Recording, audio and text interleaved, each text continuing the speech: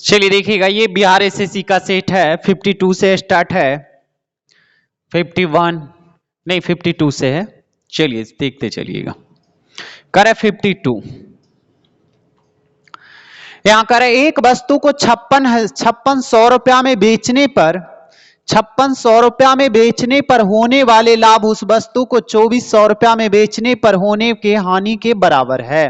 तो ऐसा जब दिया रहेगा कि 5600 रुपया में बेचा जा रहा है तो लाभ हो रहा है, 2400 रुपया में बेचने पर हानि के बराबर है, तो यानी सीपी निकालिएगा तो जोड़ के 2 से भाग दे दीजिए। तो सीपी निकालिएगा तो जोड़ दीजिए 5600 और 2400, तो 56 24 8000 बटा 2 का मतलब 4000। अब बता दीजिए 4000 लाएं कैसे। तो यहां देखिए 5600 देल था टोटल और यहां देल है 2400, तो 56 24 कितना अब बटा 2, तो जोड़िए 8000, 8000 बटा 2 का मतलब 4000 जो आया जो क्या आया सीपी आया। आगे कह रहा है अब देखिए सीपी और एसपी का रेशियो देल है कितना, एसपी देल है 5600, यहां तक आपको दिख गया। तो दोनों का पूछा जा रहा है, देखिए लाभ प्रतिशत ज्ञात करना। तो लाभ प्रतिशत के लिए हमको क्या क्या चीजें चाहिए, एक सीपी चाहिए और एसपी चाहिए, दोनों सीपी और एसपी भी मिल गया। लाभ प्रतिशत के लिए क्या चाहिए, लाभ प्रतिशत के लिए चाहिए तो रेशियो पहले दोनों का, 00 से 00 खत्म, 4 से कट रहा है कितना बार में, 8 बार में, 8 पचे 40, 8 सते 56, यानी 5:7। अब आगे जरा देखिए, तो कह रहे इसमें कितना से गुना कर दें कि 100 आ जाए। तो क्रैमूल को 100 यानी 20 सते 4 से 40% कोई उत्तर आ रहा है तो लगा दीजिए। या तो आपको लग रहा है क्रैमूल नीचे, लाभ हो रहा है 5 से 7 लाभ 2 प्रतिशत पूछा जाए 100 से, तो बेदुनी 40% आएगा। चलिए आगे बढ़ जाइए, 52 के बाद कितना है 53, 54, हाँ 54 जरा देखिएगा। चलिए देखिए 54, करे यदि विशाल की चाल 26 किलोमीटर, करे विश्वास दिल है चाल 26 किलोमीटर प्रति घंटा, 1300 मीटर की दूरी तय करने में उसे कितना समय लगेगा। तो आप बताइए, यहां समय पूछा जा रहा है, समय बराबर आपने कभी फॉर्मूला पढ़े हैं, समय बराबर दूरी बटा चाल। तो दूरी 1300 देल है, जो क्या देल है मीटर देल है, तो ये मीटर देल है, तो यहां भी क्या चाहिए मीटर प्रति सेकंड में चाल चाहिए। तो 26 को आप बदल दीजिए 5/18 से, कहिए 5/18 से क्यों गुना किए, 5/18 से इसलिए किए कि किलोमीटर देल है तो मीटर प्रति सेकंड में, तो समय बराबर दूरी बटा चाल। तो देखिए 26 बचे 30 से खत्म और ऊपर 18 यानी 180 सेकंड ना, तो 180 सेकंड का मतलब के मिनट, 1 मिनट में 60 सेकंड, तो 180 मिनट में 180 सेकंड में 3 मिनट, तो 3 मिनट उत्तर कोई बी आ रहा है तो आप लगा दीजिए। चलिए आगे जरा बढ़िए, 54 के बाद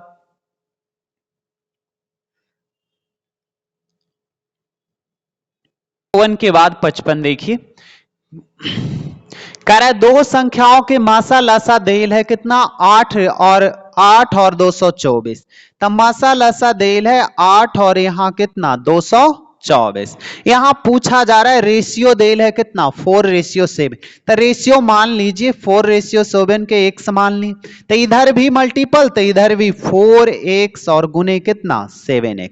चलिए काटिए, 4 से यहां 2 बार में और 7 से कितना बार में कट रहा, 7×21 और 7 यानी 32 बार में, तब 32 दूनी 64। तो देखिए x गुना x कितना, x गुना x स्क्वायर, और यहां 64, तो स्क्वायर हटेगा इधर रूट हो जाएगा यानी 8 होगा। तो कोई उत्तर अगर आ रहा है, रुकिए पूछा क्या जा रहा है, कह रहा है दोनों में सबसे बड़ी संख्या कौन है, तो बड़ी संख्या का मतलब 7, x की वैल्यू रखेंगे तो कितना 56, तो कोई 56 उत्तर आ रहा है। छोटी संख्या पूछता था 32 हो जाता। तो चलिए आगे बढ़ जाइए, 57 जरा सीखिएगा। कह रहे एक कार की भार, ये देल है फिजिक्स का क्वेश्चन,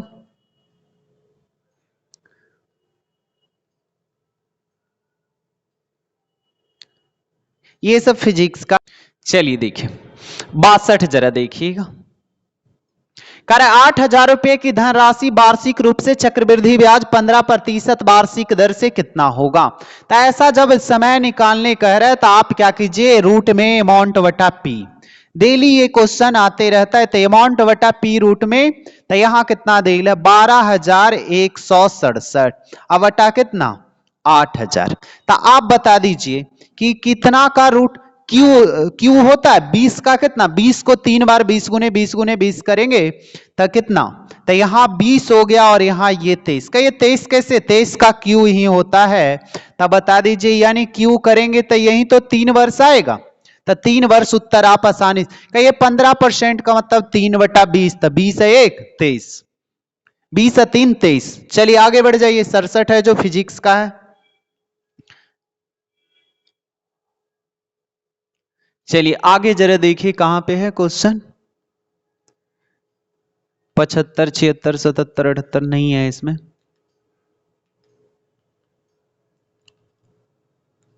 हाँ एक 76 है, 76 जरा से देखिए।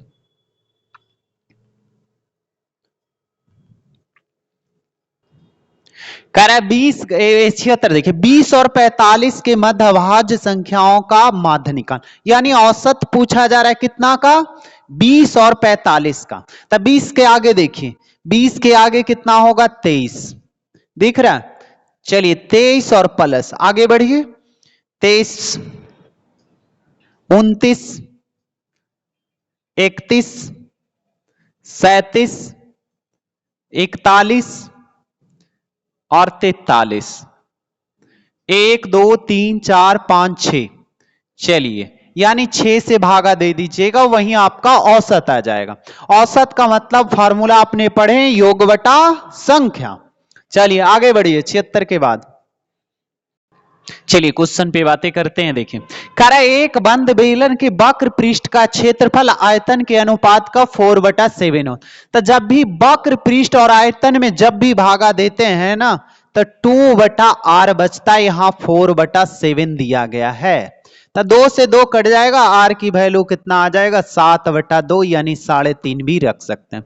लेकिन मैं इस पे क्वेश्चन पे बातें करने से पहले मैं कुछ फार्मूले पे भी बात कर लेता हूं। फार्मूला देखिए, अगर ऐसा बेलन आपका बनाया गया है, तब बेलन में देखिए, अब बेलन दे ले तो ये ऊंचाई हो गया, ये त्रिज्या हो गया, और यहां ये पूरा व्यास हो गया। आगे देखते हैं क्वेश्चन क्या कर रहा है। देखिए इसके फार्मूले पे 3 गो वक्र पृष्ठ का और आयतन, तब वक्र पृष्ठ मतलब क्या, वक्र मतलब इसकी बातें कर रहा है, तब वक्र यानी गोले, ये देल है सर्कल, तो सर्कल का परिधि क्या होता है, तब परिधि होता है 2πr, 2πr, और h से अगर यहां गुना कर देंगे तो क्या हो जाएगा, ये आयतन, सॉरी वक्र मतलब यहां किनारा हो जाता है, तो किनारा में अगर ऊंचाई से आप गुना कर देते हैं तो ये वक्र पृष्ठ का क्षेत्रफल हो जाता है, बेलन का वक्र पृष्ठ का। और कहिए कि आयतन पूछा जाएगा तब, तो आयतन इसका देखिए, इसका पहले सर्कल का क्षेत्रफल निकाल दिए, परिधि में गुना कर दिए h से, तब वक्र पृष्ठ का क्षेत्रफल बेलन का हो गया। और यहां देख रहे हैं इसका सर्कल में क्या करेंगे, इसका क्षेत्रफल, तो इसका क्षेत्रफल πr² गुना h कर देंगे, तो ये क्या हो जाएगा, आयतन हो जाएगा। तो इसको आयतन भी से लिखते हैं πr² h। अब पूछा जा रहा है संपूर्ण एक रहता है, तो संपूर्ण पृष्ठ का क्षेत्रफल, बेलन का संपूर्ण पृष्ठ का क्षेत्रफल होता कितना है, जे बता दीजिए। चलिए देखिए कह रहा है संपूर्ण पृष्ठ का क्षेत्रफल है, तो देख रहे हैं ये देल है वक्र, तो वक्र में आप ये दोनों को जोड़ देते हैं, दोनों सर्कल को, तो ये संपूर्ण का निकल जाता है, क्योंकि πr² तो 2πr² हो जाता है। अब इसमें कॉमन भी बहुत सारे ले लेते हैं, इसको याद कर जाते हैं ना कि 2π होगा, और r भी कॉमन ले लिए तो h+r।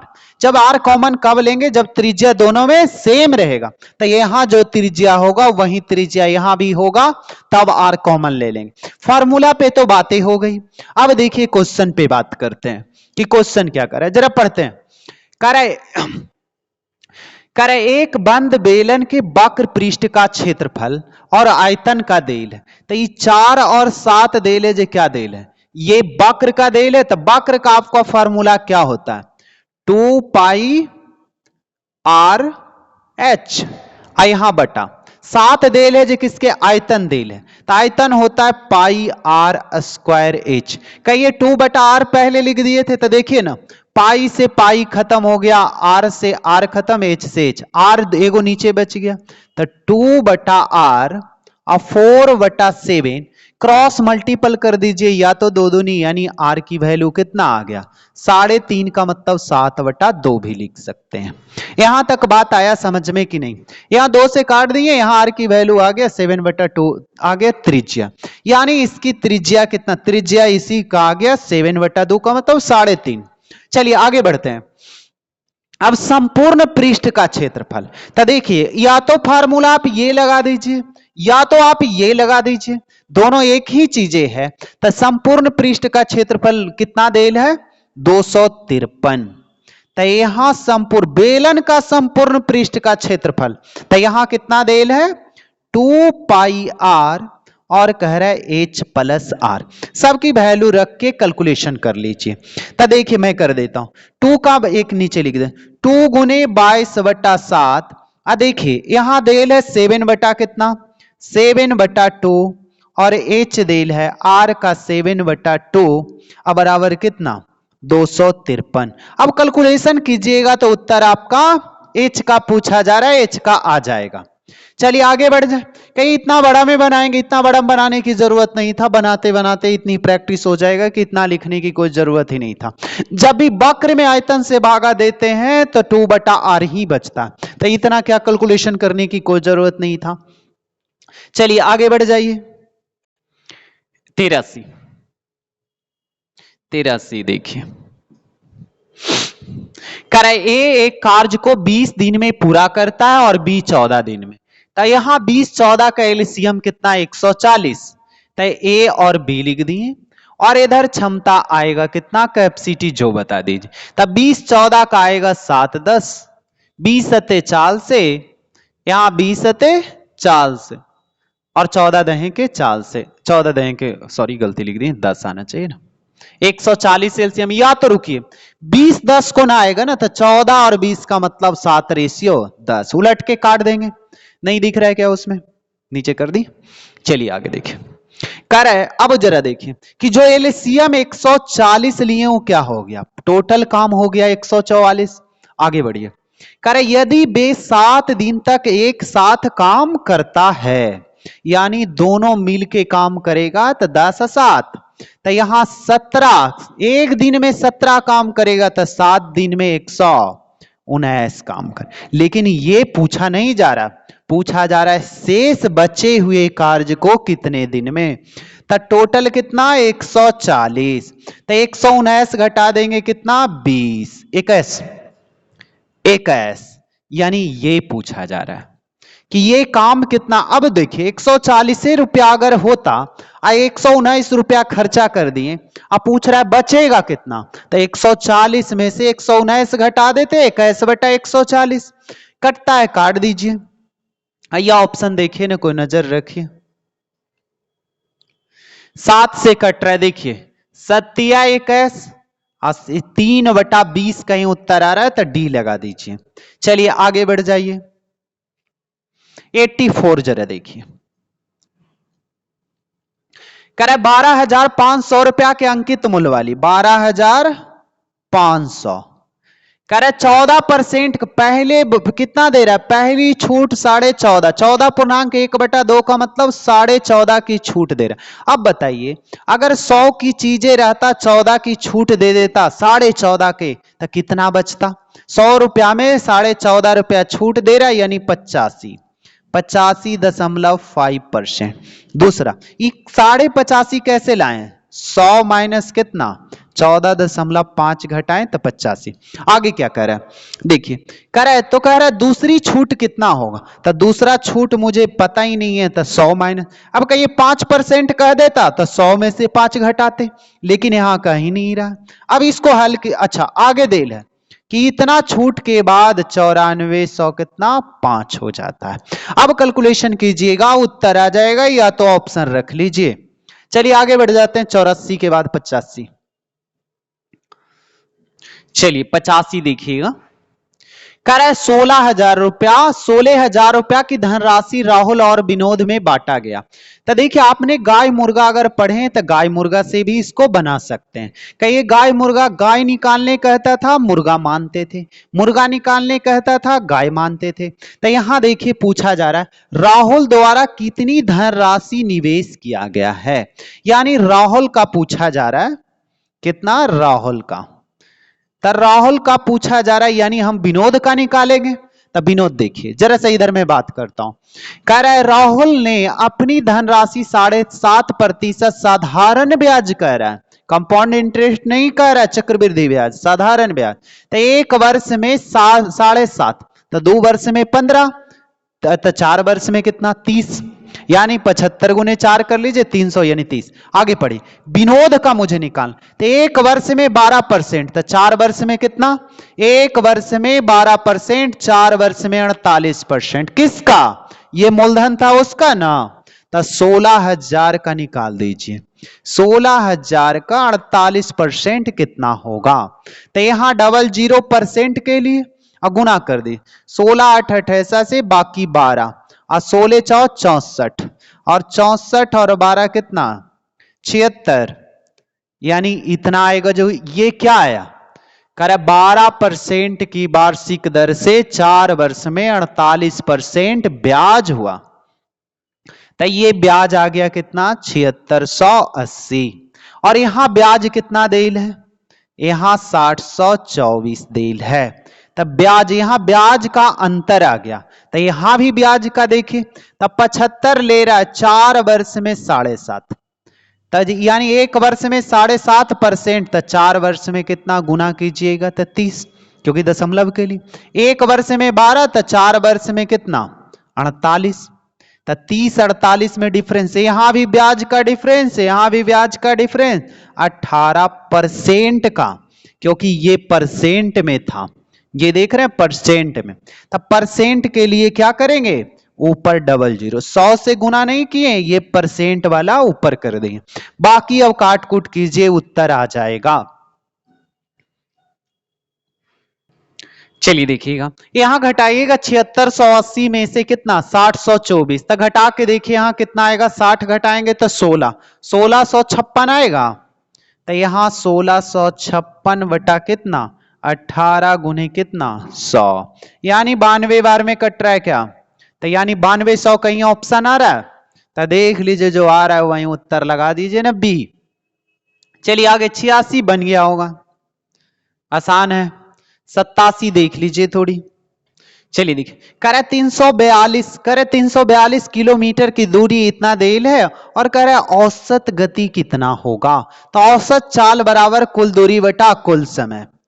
औसत चाल बराबर आपने पढ़े हैं ना, औसत चाल बराबर कुल दूरी बटा, तो कुल दूरी देल है 342, यहां देल है 1.9। जरा रुकिएगा, यहां 342 किलोमीटर में, यहां घंटा में, यानी एकदम सब सही है। तो दशमलव के लिए एक जीरो का मतलब ऊपर दे दिए, तो देखिए कट रहा है 18 बार में, 18 गुने 10 कितना 180। तो ये पूछा जा रहा था औसत चाल, तो 180 मीटर प्रति सेकंड ना।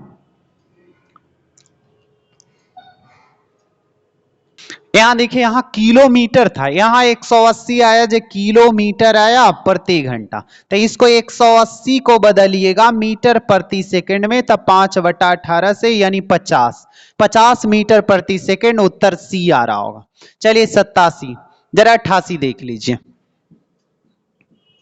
कह रहा एक घन के कुल सतह का क्षेत्रफल देल है 486, तो घन का कुल सतह का क्षेत्रफल होता है 6 गुने भुजा स्क्वायर, यानी 400 कितना 86। चलिए काटिए, 6 से कट रहा होगा 81 बार, तो ए स्क्वायर बराबर 81, तो ए अगर रूट हटेगा तो रूट में आ जाएगा, तो रूट कितना ए का हो जाता है 9। पूछा क्या जा रहा है, कह रहा है उनके सभी किनारों के लंबाई का योग, तो सब किनारों का यानी 12, तो 12 से जो कटता हो वही ऑप्शन होता, लेकिन 12 से दो ऑप्शन कट सकता है। तो यहां पूछा जा रहा है किनारा कितने होते हैं 12, यानी 108 कहीं उत्तर आ रहा है, यानी आप लगा दीजिए कौन बी। चलिए 88 के बाद आइए 89, जरा देखिए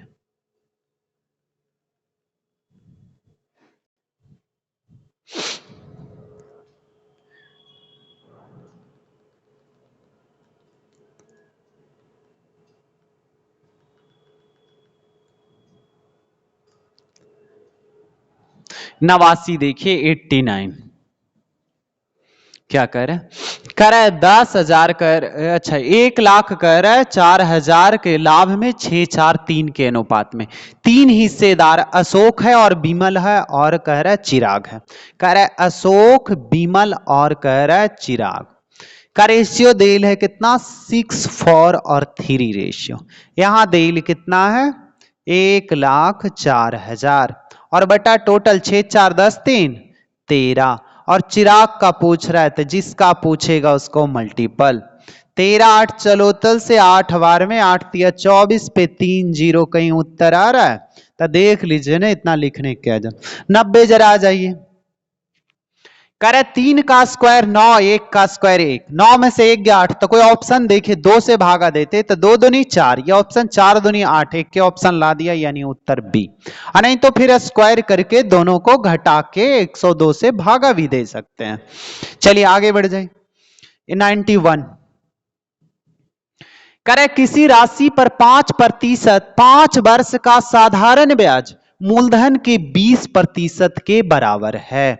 तब 20% क्या है मूलधन, मूलधन के बराबर है कौन 5 वर्ष। तो आप बता दीजिए मूलधन का मतलब 100 मानते हैं तब 20 में कितना से गुना करें कि 100 आ जाए। तो यहां भी 5 से तो इधर भी कितना से 5 से यानी 25 वर्ष उत्तर आ जाएगा। तो कोई 25 वर्ष आ रहा है तो लगा दीजिए। चलिए 92 आ जाइए 92 92 करे यदि 5% छूट मिलने के बाद बिक्री मूल्य 855 हो जाता है तब बता दीजिए कि 5% की छूट दिया गया है तब 5% छूट यानी 95 में बेचेगा। अब पूछा कह रहा है चिन्हित कीमत यानी लिखा हुआ मूल्य पूछा जा रहा है यानी 100 से। चलिए 5% छूट का मतलब यह होता है कि अंकित मूल्य देल है 100, छूट की गणना किस चीज पे अंकित मूल्य पे, अंकित मूल्य 100 और छूट देल है 5 तो 100 का 5 100 रुपया अगर रेट है आपका 5% छोड़ देगा तो 5 रुपया छूट यानी बेचेगा कितना में 95 में। तो ये छूट की छूट तुलना छूट से निकाले कह रहे अंकित मूल्य 100 से। चलिए काटना है काट दीजिए। देखिए मैं नीचे लिख के काट देता हूं 855/95 गुने 100 दे ले। चलिए देखिए 5 से काटिए 5 से यहां 19 बार में अब 5 से 85 171 बार में 19 से यानी 900 कहीं उत्तर आ रहा है तो लगा दीजिए यानी डी। चलिए आगे बढ़िए 93 देखिएगा 93 क्या पहले मैं इधर फार्मूला एसआई का लिख देता हूं दिख रहा है ना। एसआई बराबर क्या होता है पी गुने टी गुने आर परसेंट भी होता है या तो आर बटा आप 100 भी लिख सकते हैं यानी एसआई का मतलब ब्याज बराबर हो गया मूलधन गुने समय गुने दर बटा 100।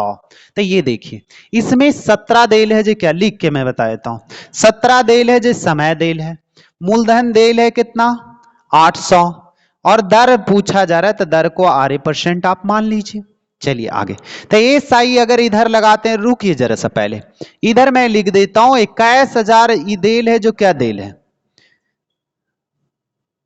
ये कुल ब्याज देल है तो हमको इधर भी कुल ब्याज निकालना है तो ब्याज बराबर फार्मूला क्या होता है पी गुने टी गुने। तो देखिए पी कितना देल है 8,000 800 देल है कितना देल है 8,000 देल है यहां भी 8,000 होता 8,000 गुने समय गुने कितना दर हो गया जो R बटा 100 फिर प्लस कुल ब्याज ये एक का ब्याज आया और यहां एक का ब्याज देल है कितना रुकिए कह रहा यहां 16 देल है जो क्या देल है 4700 हो गया जो मूलधन हो गया गुने कितना 16 हो गया 16 यहां हो गया जो समय हो गया R% का मतलब 100। बस अब कैलकुलेशन कीजिएगा काम समाप्त कर 00 से 00 काट दीजिएगा यहां भी 00 से बस गुना करके R जितना आएगा उससे भागा दे दीजिएगा वही उत्तर आ जाएगा R की वैल्यू आ जाएगा। चलिए 94 जरा सा देखिए 94 करे देखिए, करे 17 क्रमागत प्राकृत संख्याओं का औसत 41 है। यानी लगातार प्राकृत संख्या का मतलब एक से जो गिनती हो उसको प्राकृत संख्या नेचुरल नंबर बोलते हैं। यानी एक से करे औसत 41। बताइए अगर 41 औसत का मतलब बीच में होता है तो इधर भी 8 गो होगा और इधर भी 8 गो, तो 8 8 16 1 17, यहां तक सही है। अब जब कह रहा है सबसे छोटा तो यहां 8 डिजिट और है, तो यानी लगातार दे ले तो 41 में से 8 गया कितना 33। आएगा कोई उत्तर? नहीं तो लिख के बता देता हूं, रुकिए। 17 को लिखेंगे, इसका मतलब 41 देल है तो यहां पे बीच वाला हो गया, तो इधर 8 गो 1 2 3 4 5 6 7 8, 1 2 3 4 5 6 7 8, यानी 8 गो इधर भी हो गया, 8 गो इधर भी हो गया और एक यहां हो गया, तो 8 8 16 1 17 गो हो गया। तो आगे जरा बढ़ जाइए, देखिए करे यहां 41 है तो 8 डिजिट घटेगा तो लास्ट कितना आएगा, तो लगातार 41 के बाद 40 हो जाएगा, 40 के बाद कितना 39 हो जाएगा, 39 38 हो गया, 37 हो गया, 35 हो गया और यहाँ कितना 34 हो गया, 33 हो गया, एक वो 3 4 5 6 7 8, यानी 34 तो ये 33, अच्छा 34 के बाद कितना 33 हो, यानी 8 गो ये कम जाएगा, 2 2 4 2 6 2 8 गो, तो 41 में से डायरेक्ट -8 कर देते 33 आ जाता, या 8 इधर डायरेक्ट जोड़ देते तो ये आ जाता। बड़ी संख्या पूछा जाता था, लेकिन यहां पूछा क्या जा रहा है छोटी संख्या, तो इसमें 8 घटा दीजिएगा। चलिए आगे बढ़ जाइए। 95, देखिए एक फार्मूला मैं पहले लिख देता हूं 95 का। करे एक समलंब चतुर्भुज का क्षेत्रफल होता है, समलंब का, तो इसका क्षेत्रफल होता है 1/2 गुने ऊंचाई गुने h गुने समांतर भुजाओं का योग। समानांतर करे भुजाओं का योग होता है, समानांतर भुजाओं का योग। तो देखिए बन गया, और क्या, फार्मूला जब पता है तो बन जाएगा 95। देखिए कह रहा है इसका क्षेत्रफल कितना देल है 21, अब फार्मूला होता है 1/2, ऊंचाई का काम यहां क्या कर रहा है समांतर भुजाओं के बीच की दूरी, यानी ये ऊंचाई का काम कर रहा है, तो ऊंचाई कितना हो गया 3। आगे पूछा जा रहा है समानांतर भुजाओं का योग, तो एगो देल है 8 पॉइंट कितना 3, एगो नहीं दिया गया जिसको x मान ली। चलिए काटिए, 21 से इधर गुना 2 से करेंगे 42, इधर 42/3 का मतलब 14, 14 में 8.3 घटाएंगे तो 5.2 आएगा, 5.7 आएगा। का कोई उत्तर आ रहा है तो आप लगा दीजिए ना, खाली फार्मूला आपको याद रखना है कि 1/2 इंटू h समांतर भुजाओं का योग। चलिए 96 जरा देखिए, चलिए 96 सीखने लायक क्वेश्चन है। कह रहा है एक विक्रेता कुछ केला 1 रुपया में 2 के हिसाब से खरीदता है मतलब क्रय मूल्य, क्रय मूल्य मतलब सीपी कॉस्ट प्राइस। अब देखिए 1 रुपया, रुपया ऊपर वस्तु नीचे हमेशा। आगे कर 7 रुपया में 10 के हिसाब से बेचता है, यानी विक्रय मूल्य। तो विक्रय मूल्य कितना देल है 7 रुपये में 10 के हिसाब से बेचता है। अब ये भिन्न में आ गया तो हर के एलसीएम से गुना कर सकते हैं, तो भिन्न में आपने यहां भी 10 से और यहां भी क्या 10 से, तो ये आ गया 5 रेशियो कितना 7। तो आप कहें कि सीपी को 100 मानते हैं, तो 100 बनाने के लिए 20 अते चाल से, तो 20 से इधर गुना करेंगे तो 100 और 140 कितने का लाभ हुआ 40%। उत्तर लगा दीजिए कोई, नहीं तो ऐसा बनाइए क्रय मूल्य नीचे 5, यानी क्रय मूल्य देल है, क्रय मूल्य नीचे, लाभ कितने का 2 का, प्रतिशत पूछा जाए 100 से, 5 से काटिए तो 5 से 20 2 दूनी 40 को उत्तर आ रहा है। चलिए 96 के बाद आइए 97, 97 सीखने लायक क्वेश्चन है। चलिए आगे देखिए 97, कह रहा है 10वीं कक्षा के डिवीजन ए में